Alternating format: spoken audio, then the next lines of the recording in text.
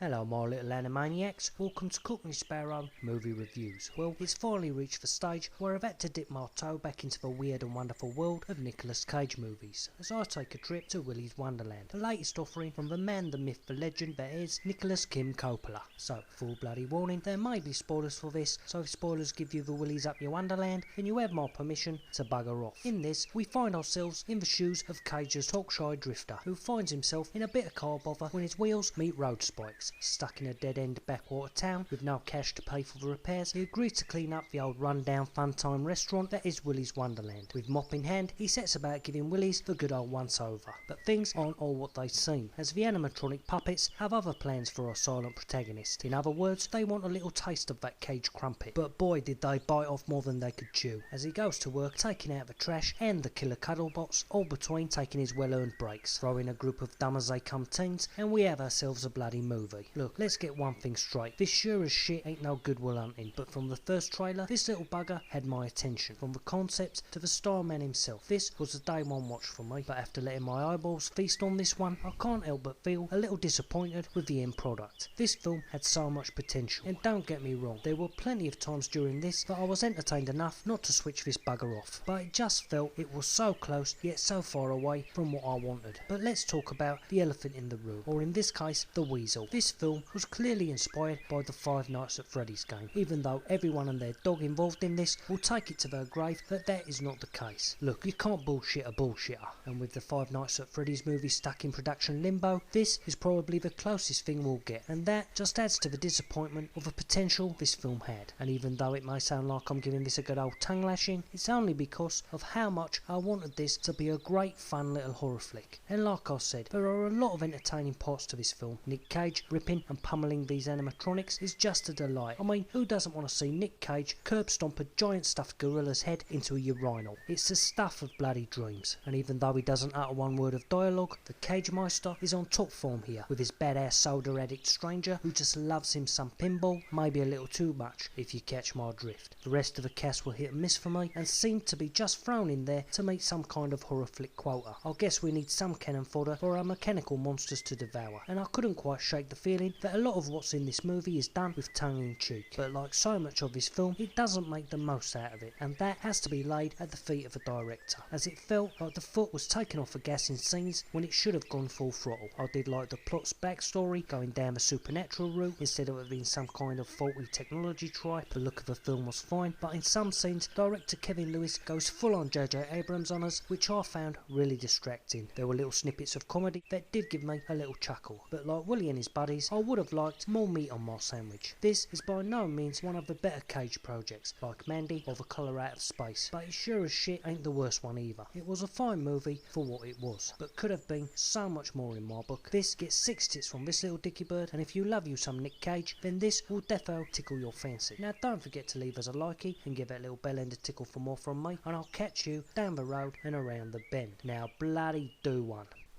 Bum bum bum bum bum bum bum bum. Bum bum bum bum bum bum bum bum. Bum bum bum bum bum bum.